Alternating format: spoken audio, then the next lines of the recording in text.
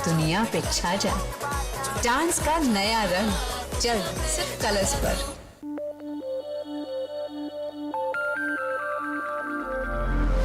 CNBC आवाज, वक्त से पहले किस्मत से ज्यादा। देखो भाई, EMIs have gone up, school fees have gone up, credit card bills are always up. तो बीट डीजल लेना तो बनता ही था। Thank God, fuel expenses are going down. Chevrolet Beat Diesel, India's most fuel efficient car. India, drive खुल के। ये है TVA team और आप देख रहे हैं CNBC आवाज।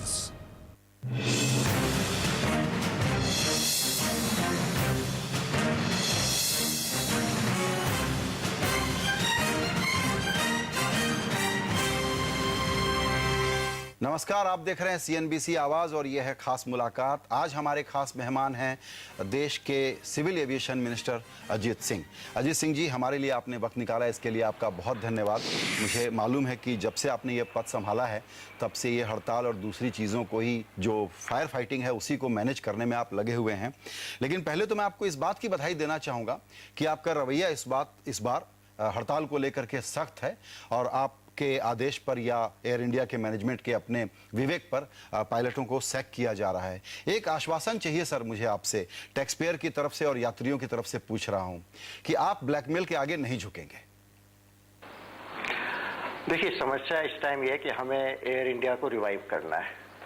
गवर्नमेंट ने 30,000 करोड़ का पैकेज दिया है, हालांकि उसमें स्ट्रिंग्स अटैच्ड हैं। ऐसा नहीं है कि हम एक साथ 30,000 करोड़ दे रहे हैं। और उसको अगर रिवाइव करना है तो उसमें जो कर्मचारी हैं उनके सहयोग के बिना ये होने वाला नहीं है। और उसमें पायलट्स किसी भी एयरलाइन में most powerful, most highly paid group है, एम्प्लॉय जो है, उस पावर के साथ रिस्पॉन्सिबिलिटी भी उनको समझनी चाहिए। अगर एयर इंडिया को रिवाइव करना है तो सब कर्मचारियों को कहीं ना कहीं अपना योगदान करना पड़ेगा। तो इसलिए रवैया सख्त और हल्के रवैया का सवाल नहीं है, क्योंकि ये स्ट्राइक अगर हर 3 महीने 6 महीने में होती रहेंगी तो कोई फायदा नहीं है एयर इंडिया को रिवाइव करने की कोशिश का। सर, बिल्कुल ठीक कहा आपने कि रिवाइव करने की बात तब हो रही है जबकि हम जिनसे भी बात करें तो आजकल हताशा का लेवल यह है कि तुरंत जो भी यूजर है, जो इस बिजनेस को समझता है, जो ट्रैवलर है, वाक्य निकलता है कि अब इसको बंद कर देना चाहिए। तो इस बैड मनी पर, इस डूबते हुए प्रबंधन पर, इस डूबते हुए बिजनेस पर और पैसा डालने पर एक डिबेट है, मैं उस पर बाद में आऊंगा। आपने अभी कही कि आपने एक बात कही कि ये लोग हाईली पेड लोग होते हैं और जिम्मेदारी होनी चाहिए। 12-12 लाख रुपए के पायलट हैं, महीने की तनख्वाह वाले आपके पास। आप कितना भी उनको निवेदन करें वो समझते नहीं हैं। फिर प्रेस कॉन्फ्रेंस करके अपनी आवाजें बढ़ा रहे हैं, प्रधानमंत्री को चिट्ठी लिख रहे हैं, पॉलिटिकल पैट्रोनेज इन लोगों को हासिल है। इसीलिए सर, इस वक्त फ्रस्ट्रेशन का लेवल यह है कि वो आप जैसे एक नागर विमानन मंत्री से ये एक्सपेक्ट करते हैं कि आप ब्लैकमेल के आगे नहीं झुकेंगे। तो हम लोग सोल्यूशन की तरफ देखें और मैं उसमें एक आपके सामने प्रेमाइस लेकर के आता हूं। वो ये है कि आप पहले तो सारे स्टाफ, जितने फालतू स्टाफ हैं, उनको निकाल दीजिए। आप ये करेंगे क्या? देखिए, फालतू स्टाफ डिटरमिन करना और फिर उसके बाद स्टाफ को निकालना बड़ी मुश्किल चीज़ है, क्योंकि और इसमें आप देखेंगे ज़्यादातर कर्मचारी बहुत लो पेड कर्मचारी हैं।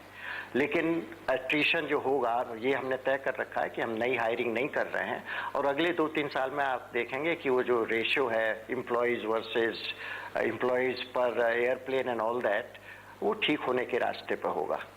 करीब करीब 265 कर्मचारी हैं प्रति विमान के, और जो दूसरी एयरलाइन है उनका किसी का 100 है, किसी का मैक्सिमम 150 है। ये बिल्कुल अनसस्टेनेबल है। मुझे लगता है कि बेचैनी की बात यह है सर कि पहले से मिसमैनेज हुआ। सरकारें लगातार, जितने भी आपके पूर्ववर्ती थे, योजनाएं लाते रहे और आश्वासन देते रहे कि राष्ट्रीय सम्मान की बात है, नेशनल करियर है, इसको हम जरूर चलाएंगे, लेकिन सारा पैसा हमारा डूबा है। आपने अभी रिवाइवल प्लान की बात कही। आपको क्या भरोसा है कि इस प्रकार के कल्चर में, इस प्रकार के माहौल में, इस प्रकार के पॉलिटिसाइज्ड माहौल में ये पैसा हमारा नहीं डूबेगा? देखिए, पहले तो आपने बड़े लंबे सवाल जोड़ दिए इसमें। पहली बात तो जो आप रेशियो की बात कर रहे हैं उसमें हमने अब तय किया है, सरकार ने तय किया है कि हम इंजीनियरिंग स्टाफ को अलग कर देंगे और ग्राउंड हैंडलिंग भी एक अलग कंपनी बना देंगे। अगर आप देखें कि इन सब चीज़ों को अगर आप जोड़ के कहते हैं तो वो रेशियो ज़्यादा लगता है, लेकिन अगर इन दोनों को हम अलग कर देंगे तो रेशियो जो इंडस्ट्री नॉर्म्स है उसी के लेवल में आ जाएगा। और हम जब इंजीनियरिंग स्टाफ अलग करने की बात कर रहे हैं वो हम इसलिए कर रहे हैं कि अब हिंदुस्तान में एविएशन सेक्टर इस लेवल पे पहुंच गया है कि इंजीनियरिंग, मेंटेनेंस, ओवरहॉल हमको इस देश में बढ़ाना है। तो खाली एयर इंडिया का ही नहीं, हम आशा करेंगे इनको कुछ सर्टिफिकेट वगैरह लेने पड़ेंगे बाहर से कि जो इंजीनियरिंग कंपनी हम खोल रहे हैं ये और कंपनी के प्लेन्स को भी मेंटेन और ओवरहॉल करने में काम कर सकते हैं। पहला कदम तो वो है, तो इसलिए जो रेशियो की बात कर रहे हैं उससे कम हो जाएगा। और दूसरा, हम जो है धीमे धीमे एट्रीशन से ये एम्प्लॉयज़ का नंबर और भी कम होगा। ये ध्यान रखिए कि जब ये मर्जर हुआ था तो बहुत से कमिटमेंट जो सरकार ने किए थे उनको ऑनर करना जरूरी है, वो सरकार का कमिटमेंट था। और ऐसे भी किसी भी एम्प्लॉय को निकाल देना हिंदुस्तान जैसे गरीब देश में जहाँ नौकरी मिलना बहुत मुश्किल है, वो संभव नहीं है और होना भी नहीं चाहिए, डिजायरेबल भी नहीं है। बिल्कुल सर, लोअर लेवल के स्टाफ को न भी छुआ जाए, लेकिन ये जो अहंकारी पायलट हैं 10 लाख 12 लाख की तनख्वाह पाने वाले, इन लोगों के साथ आप मुरव्वत क्यों करेंगे?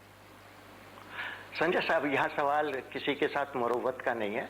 जो नंबर होगा पायलट्स का वो प्लेन्स के हिसाब से होता है, कितने प्लेन हम उड़ा रहे हैं, कितने फ्लाइट्स जा रहे हैं, उस हिसाब से ओवरऑल। एक रोज हर हफ्ते तो नहीं बदलने वाला है, लेकिन ओवरऑल जो पायलट्स हैं उसी हिसाब से होंगे जितने हमारे प्लेन्स हैं। जी, अभी आपको कब संभावना है कि ये हड़ताल खत्म हो जाएगी?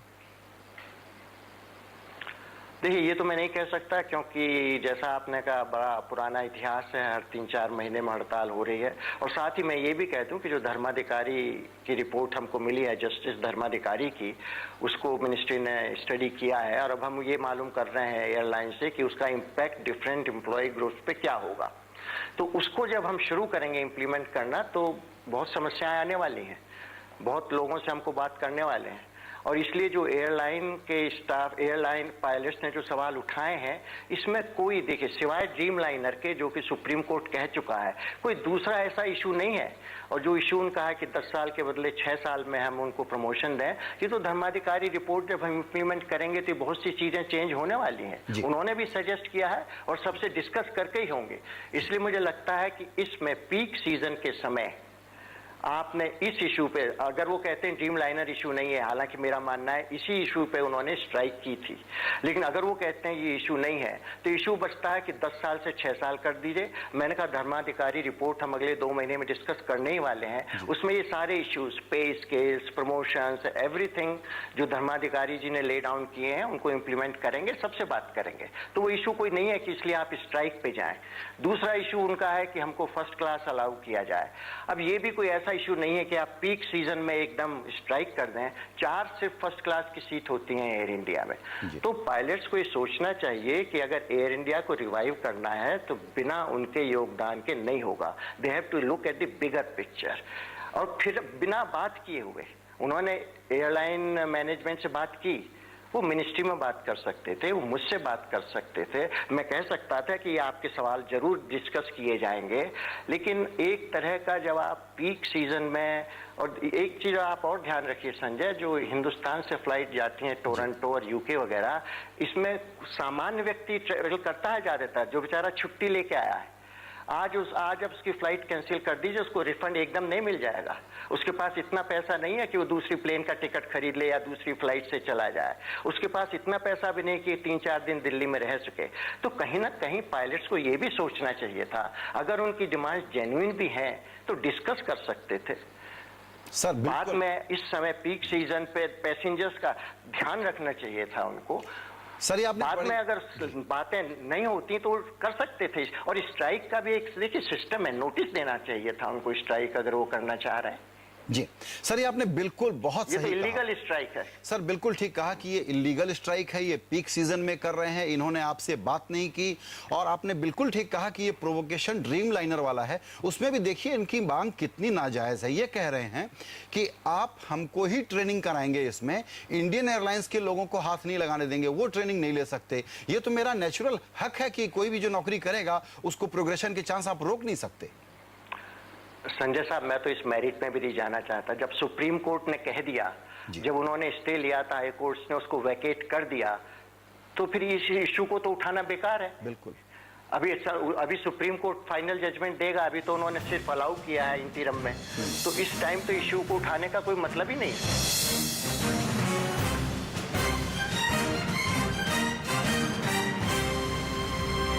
अरे जल्दी बताओ, न्यूयॉर्क का मार्केट कितना बढ़ा है? घटा है कि बढ़ा?